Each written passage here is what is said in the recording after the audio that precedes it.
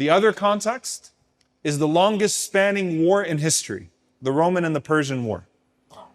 It starts officially 54 years before Christ. So it starts around the time of Zakaria Ali Imran, Zakaria alayhi salam, Yahya alayhi salam, Isa alayhi salam, and that blessed family. And this war will last about 7 centuries. And the only thing that will stop the Romans and the Persians from fighting each other is the Muslims defeating both empires. So the longest spanning war in the history of mankind starts at that time. And it's, subhanAllah, a gem that if you think about that the prophets that are encompassed by that longest war in history are the family of Imran, Zakaria, Yahya, Isa, and Muhammad sallallahu alaihi wasallam. These are the 4 prophets that are encompassed within that Roman-Persian war that is now unfolding around the world. So what's happening in Mecca as we come to the time of the Prophet sallallahu alaihi wasallam?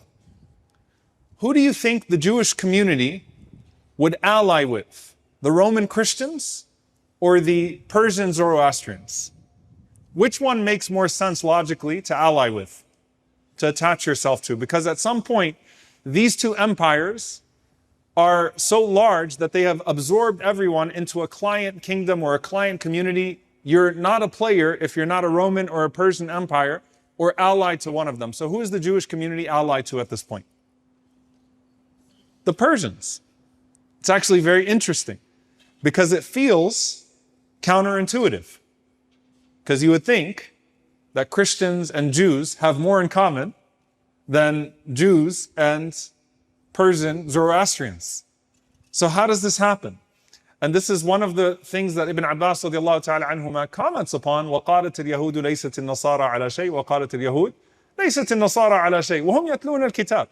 That both of them, the Jews and the Christians, are accusing one another of being upon a baseless religion. They have deep suspicion for one another. They have deep hatred for one another. And the irony is, وَهُمْ يَتْلُونَ الْكِتَابِ. They claim to share the same scriptural foundation. And so the hatred that exists between Roman Christianity and a Jewish minority continues. Even after Constantine embraces Christianity and there's a claimed extension of Judaism. But the hatred is palatable. And so what is the reason for this? A few things that historians will mention. Number 1, the old bad blood that the Jewish tribes have against the Romans because of what has happened, the atrocities of the Roman Empire against the Jewish communities, and that historical memory of a hatred towards the Romans for what they did to them. And then a Christian mistrust of the Jews. Because at the end of the day, they're looking to them as those who plotted the assassination of Jesus Christ, who is now a God figure in Roman Christianity, is God himself, God incarnation. So there is a suspicion and a hatred towards the Jewish community for that reason. And there is a hatred in turn from the Jewish community towards the Roman Empire. And some historians also mention an affinity that the Jews had to the Persian Emperor Cyrus of before, who was looked at as being the one who gave the Jewish community their presence in Jerusalem in the past. And so there is an affinity from the Jews towards the Persians, a hatred from the Christians towards the Jews that's reciprocated by Jews against Christians. And subhanAllah, Islam comes in many ways as an arbiter between the two, as we'll see it as it historically plays out. There are important players to understand at this time as well. At the head of the Persian Empire, you have Kisra, Khosrow II. Khosrow II was born the same year as the Prophet ﷺ. And he was an arrogant tyrant from the Persian Empire. A man who was looked at as a military force, a man who used to construct the largest palaces in the world for himself. And so when you read about Al-Bayt al-Abyad, the White House in history, you're talking about the palace of Kisra in Iraq, right? Madainu Kisra, right, is a huge palace where you still have some of the remnants of that palace, by the way, as the largest, structure of brick that exists in the world according to many historians. So you have Khosrow II, who's born the same year as the Prophet ﷺ, a military genius who is going to take the Persian Empire to an all-time high of strength, and who has a fear that's instilled in the populations of anyone that would cross him. And someone who will respond to Islam, respond to the invitation of the Prophet ﷺ, particularly negatively, right? From all of the leaders that will receive a letter from the Prophet ﷺ, he's someone who has wealth, he's someone who has power. He had over 3,000 concubines, over 500 palaces, and he's someone who is enshrined in the memory of the Persian Empire as perhaps the greatest military leader of all time. On the other side, you have Heraclius. And he's not Hercules, so please don't get them mixed up, because a lot of people think they're the same person. Heraclius, referred to as Caesar, referred to as a leader of the Byzantines in the time of the Prophet ﷺ, about the same age as well, born in the 570s, and he assumes leadership, interestingly enough, the same year the Prophet ﷺ receives revelation. And this is important context when we look at the aftermath of Al-Isra wal-Mi'raj with this man in particular. Heraclius launched a coup against Phocas, the leader of the Byzantines, and assumed the role of emperor of the Byzantine Empire the same year the Prophet ﷺ receives revelation.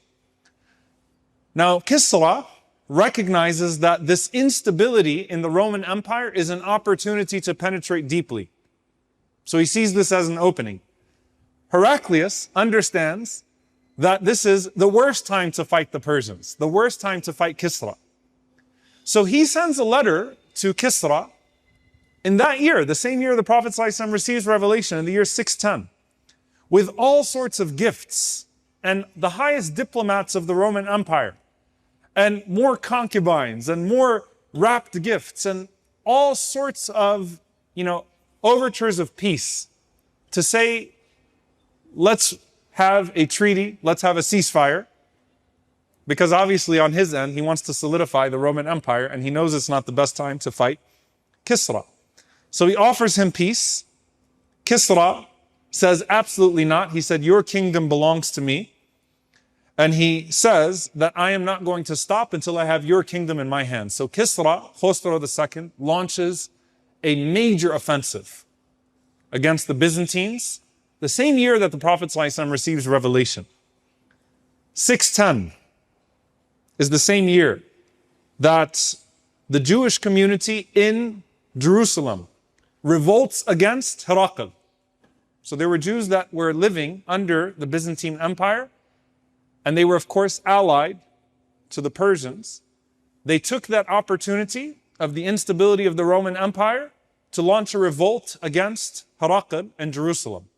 They also allied themselves with the Persians when it came to the inquisitions into Syria at the time, into Bilad al-Sham as a whole. So the dynamics of the Jews and the Christians are worse than ever now, because there is open hostility now between the two in Roman empires, in the territory of the Roman Empire. Kisra immediately makes his way to the Bosphorus, right at the gates of Istanbul, right? Which of course back then was the heart of the Roman Empire. And his initial attempt fails because it was such a fortified city, right? This is the heart of the Roman Empire, and it's such a fortified city. But over the next few years, the attacks become way too overwhelming for the Romans, and Heraclius could not solidify his power in time to be able to fight off the Persian Inquisition into those territories. So it's the year 613, 3 years after the Prophet ﷺ receives revelation. And the Prophet ﷺ has just begun his public da'wah. 613, Damascus falls. Damascus falls to the Persians. And this is a major hit. Eventually, they're able to capture the vast majority of what we know as Syria today. And subhanAllah, we've all been looking at the maps of Syria probably more so over the last few weeks than ever before. But if you think about the way that that it is layered, you have Damascus, which is south, Hims, which at that time you could argue was actually the more important city in Syria to even Damascus, to even Damascus, which is right there in the center. And then you have Halab, Aleppo, which is towards the north. And so they penetrate through Damascus, they penetrate through Hims, they penetrate through Halab, they strike into what we now know as Syria in Bilad al-Sham. And it is the year 614 that Jerusalem is captured by the Persians. And subhanAllah, in this year of 614, what Kisra would do, Kisra was a man who wanted to send messages with his conquests. He took everything holy and left nothing sacred, as they said about him. Kisra massacred 90,000 Christians.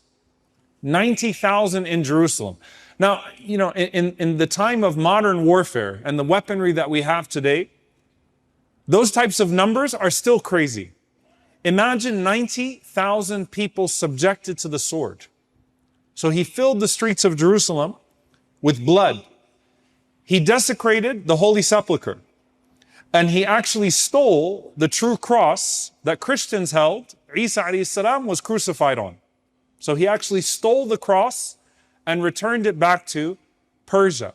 So this looks like the end of the war. This looks like the time where the Romans are absolutely done. Kisra was so proud of his accomplishment over Heraclius, he actually sent a message to Heraclius mocking him and saying, I am your Lord, I am your God. And clearly, whatever you used to worship could not protect what you used to deem sacred. So he actually told him, Ana Rabbuk, I am your God, you bow to me, you prostrate to me, and I will accept nothing but complete surrender. Heraclius begs for mercy. He says, let's draw the borders differently.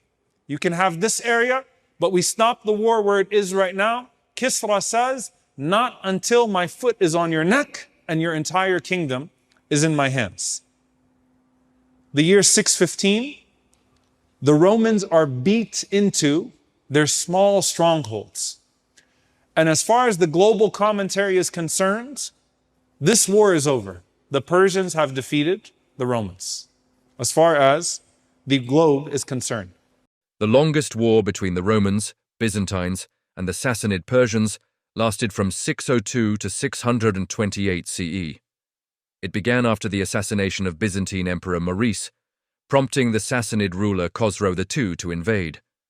The war was marked by significant battles and territorial losses for the Byzantines, with the Sassanids capturing Jerusalem, Alexandria, and advancing near Constantinople.